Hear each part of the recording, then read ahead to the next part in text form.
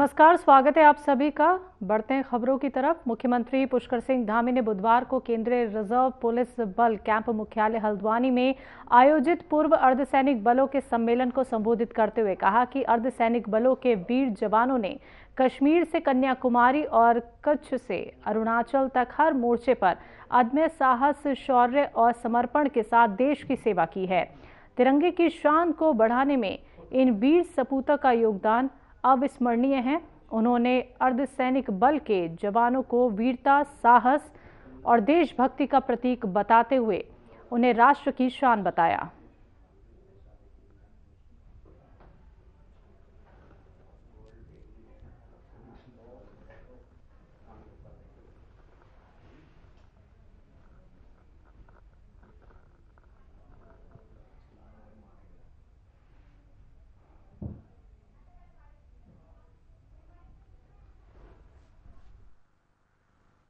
भविष्य में president police medal guarantee वीरता पुरस्कार से अलंकृत होने वाले अर्धसैनिकों को एक मुश्त 5 लाख रुपए की धनराशि प्रदान की जाएगी।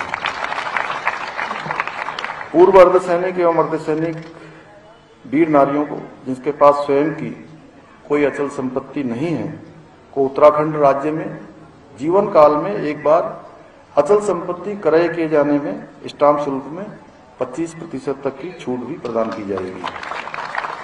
उत्तराखंड राज्य अर्धसैनिक बल कल्याण परिषद को क्रियाशील किया जाएगा और परिषद के लिए पुलिस मुख्यालय में एक कार्यालय कक्ष आवंटित किया जाएगा। सैनिक कल्याण निदेशालय में उप निदेशक अर्धसैनिक एवं बड़े जिलों के जिला सैनिक कल्याण कार्यालयों में सहायक जिला सैनिक कल्याण अधिकारी अर्धसैनिक के एक पद स्वीकृत किए जाएंगे, जिसमें पूर्व अर्धसैनिक संविदा में नियुक्त किए जाएंगे।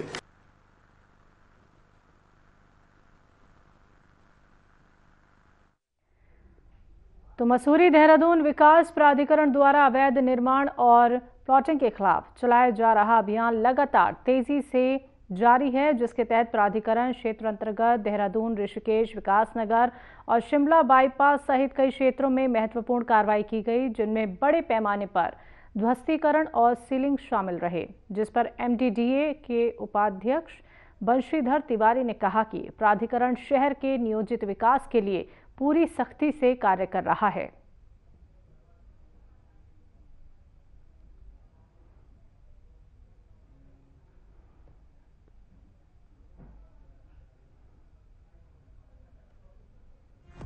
तो काफ़ी हद तक अंकुश लगा है और जो लोग बिल्डर फ्लोर बना करके उसका दुरुपयोग करके उसके खिलाफ भी कार्रवाई की है और अवैध प्लाटिंग के खिलाफ आप लगातार देख रहे हैं और सोशल मीडिया के माध्यम से भी और होर्डिंग्स के माध्यम से भी हम लोगों ने जन जागरूकता फैलाने का काम किया है, ताकि कोई भी व्यक्ति प्लाट खरीदने के पहले प्राधिकरण क्षेत्र में एग्रीकल्चर लैंड यूज में या अवैध प्लाटिंग में न खरीदे। मेरी आपके माध्यम से भी सभी से अपील है कि प्लाट खरीदने या फ्लैट खरीदने के पहले उसका मानसिक स्वीकृति की जांच जरूर कर लें।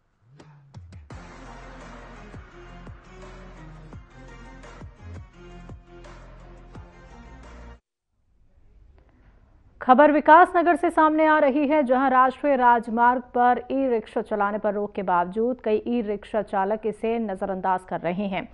तो विकासनगर के चौकी प्रभारी बाजार और एसआई नौशाद अंसारी ने सख्ती दिखाते हुए लगभग 30 ई रिक्शा सीज किए। अधिकारियों ने बताया कि आगे भी इस तरह की कार्रवाई लगातार जारी रहेगी और जो भी ई रिक्शा राष्ट्रीय राजमार्ग पर पाए जाएंगे उन्हें सीज कर दिया जाएगा। तो इस कदम से राष्ट्रीय राजमार्ग पर जाम और आम जनता की असुविधा को कम करने की कोशिश की जा रही है।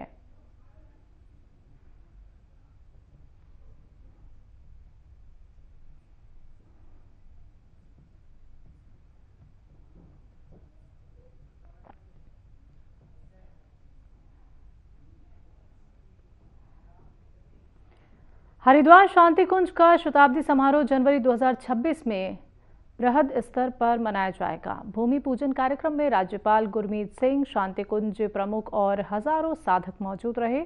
शताब्दी समारोह में देश विदेश से हजारों साधक कार्यक्रम में भाग लेंगे।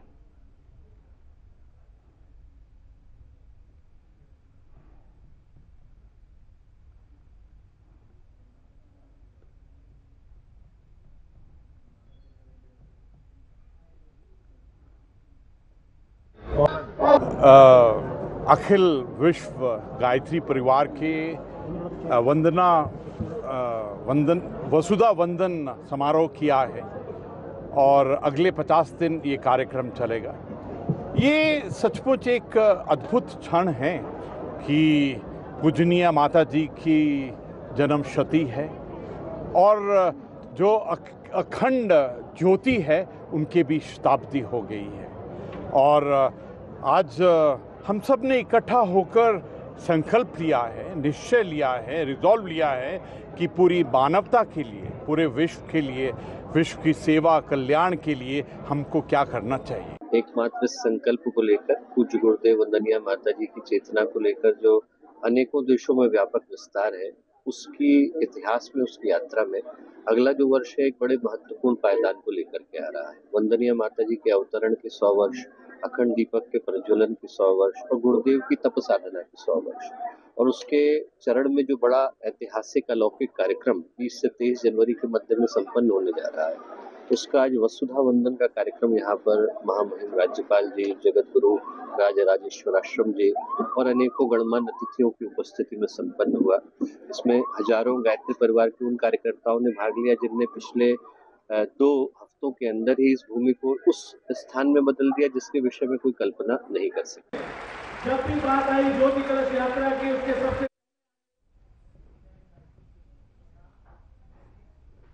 भीमताल विधायक राम सिंह कैड़ा ने मुख्यमंत्री पुष्कर सिंह धामी से भीमताल विधानसभा क्षेत्र की सड़क, स्वास्थ्य, शिक्षा, पेयजल और संचार जैसी समस्याओं के समाधान की मांग की। उन्होंने ब्लॉकों के अस्पतालों के उन्नयन, तहसील भवन निर्माण और किसानों के बीमा सहित अन्य सुधारों के लिए प्रस्ताव रखा।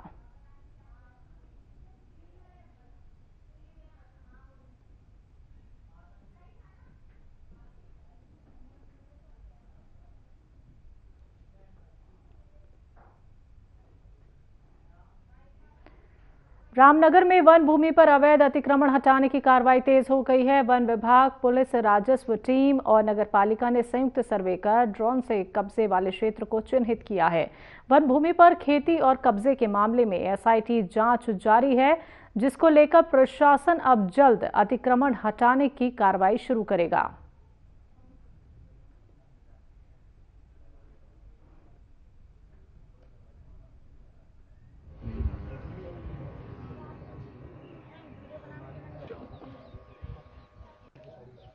बेसिकली ये एक इन्वेस्टिगेशन इसमें ऑनगोइंग है, जिसमें दिसंबर 2024 में एक अभियोग पंजीकृत हुआ था, जिसमें जो सरकारी भूमि है, वन विभाग की भूमि, उस पर बड़े मात्रा में उसमें कूट रचित दस्तावेजों का प्रयोग करके फर्जी तरीके से लाभ कमाते हुए इसमें धोखाधड़ी बड़े पैमाने पर की गई थी। जो भोले भाले लोग हैं उनसे अलग अलग अमाउंट लेकर, किसी से 1.5 लाख, किसी से 2 लाख, 2.5 लाख लेकर के बहुत बड़े पैमाने पर एक धोखाधड़ी की गई थी।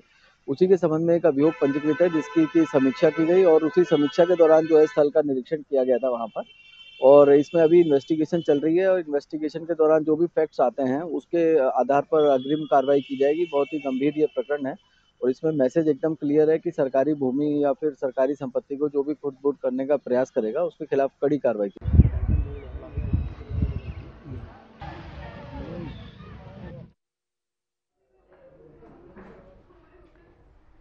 विकासनगर में अंबेडकर समाज के लोग एकत्रित हुए और उन्होंने गढ़ बेराट अखबार के संपादक भारत चौहान का पुतला दहन किया।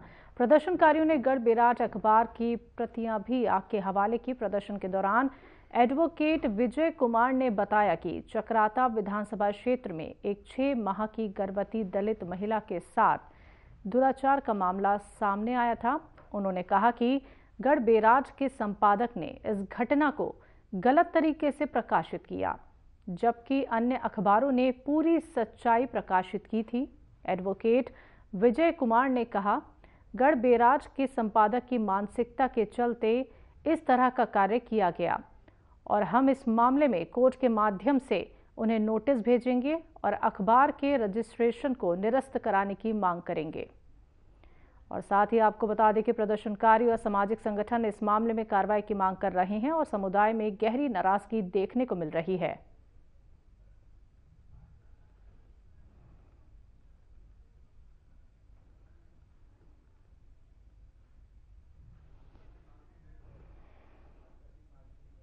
अभी हाल ही में बिजनू गांव से एक दलित महिला जो कि 6 माह की गर्भवती थी, उनके बलात्कार का मामला सामने आया है और इस मामले में एफआईआर हो चुकी थी और अन्य जितने भी अखबार थे उन्होंने पॉजिटिव रिपोर्ट दी, अपराध को दर्शाया कि किस प्रकार उस महिला के साथ अत्याचार हुआ है। लेकिन ये गढ़ बैराट जो अखबार है, इस अखबार ने पूरे मामले को मोड़ने की कोशिश करी है। वहां पर ये सफाई देने की कोशिश कर रहा है कि ये किसी मतलब उस मामले को कैसे एक महिला के ये जो एक आचरण है उसको ये एनालिसिस कराने पे लगा हुआ है कि वहां पर ये स्थिति थी, वो स्थिति। ये इनकी जो जातिवादी मानसिकता है उसको उजागर करता है। अरे भाई, आप एक मीडिया जो है लोकतंत्र में चौथा स्तंभ माना जाता है।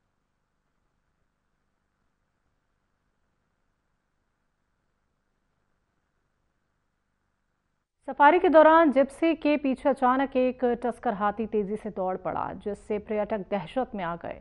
वीडियो में पर्यटक घबराकर ड्राइवर से जिप्सी तेज चलाने की गुहार लगाते दिखे। बताया जा रहा है जिप्सी सामान्य मार्ग से गुजर रही थी, तभी हाथी ने अचानक पीछा करना शुरू कर दिया और कुछ सेकंड बाद ड्राइवर ने सूझबूझ दिखाते हुए जिप्सी को सुरक्षित बाहर निकाला।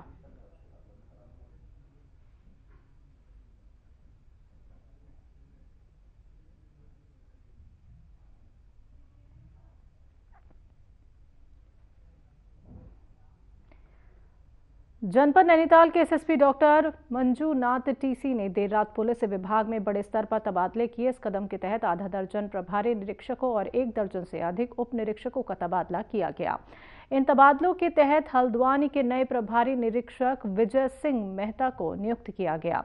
हल्द्वानी के अमर चंद्र शर्मा प्रभारी निरीक्षक को शिकायत प्रकोष्ठ का दायित्व सौंपा गया। प्रभारी निरीक्षक सुशील कुमार को बनभूलपुरा, राजेश यादव को भीमताल, दिनेश सिंह को रामनगर कोतवाल का दर्जा दिया गया है और अभी तक संबंध सेल के प्रभारी इंस्पेक्टर राजेंद्र सिंह रावत को डीसीआरबी का इंचार्ज बनाया गया। मुखानी थाना इंचार्ज हो रहे सब इंस्पेक्टर दिनेश जोशी को एसएसआई मल्लीताल का चार्ज सौंपा गया है। इससे पुलिस विभाग की कार्यकुशलता बढ़ाने और जनता को बेहतर सेवा देने की दिशा में महत्वपूर्ण बदलाव होने की उम्मीद है।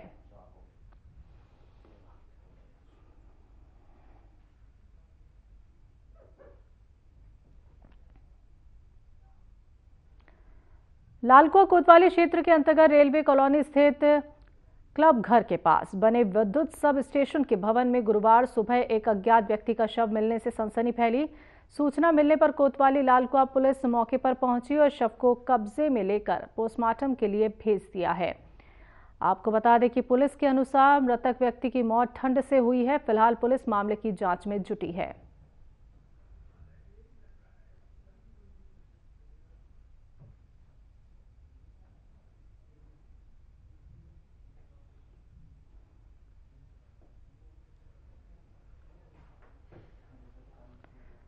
उत्तराखंड के पर्वतीय क्षेत्रों में हुए गुलदार व भालू के हमले ने इस बार लोगों को खौफ में डालने के साथ ही उनको भारी नुकसान भी पहुंचाया, जिसके चलते दर्जनों लोग इससे घायल हुए हैं और 5 लोगों की मौत भी हुई है। वहीं घायलों के उपचार और मृतकों के परिजनों को मुआवजे की राशि में भी अब बढ़ोतरी कर दी गई है, जिसको लेकर वन मंत्री सुबोध उनियाल ने कहा कि इस बार सर्दियों के शुरू होते ही भालू आराम की स्थिति में नहीं रहे, जिसके चलते उनकी बेचैनी हमले का कारण बनी।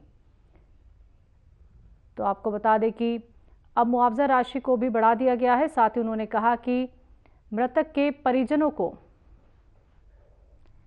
6 लाख के बजाय 10 लाख की राशि दी जाएगी, जबकि घायलों के पूरा उपचार उठाने की भी तैयारी की जा रही है।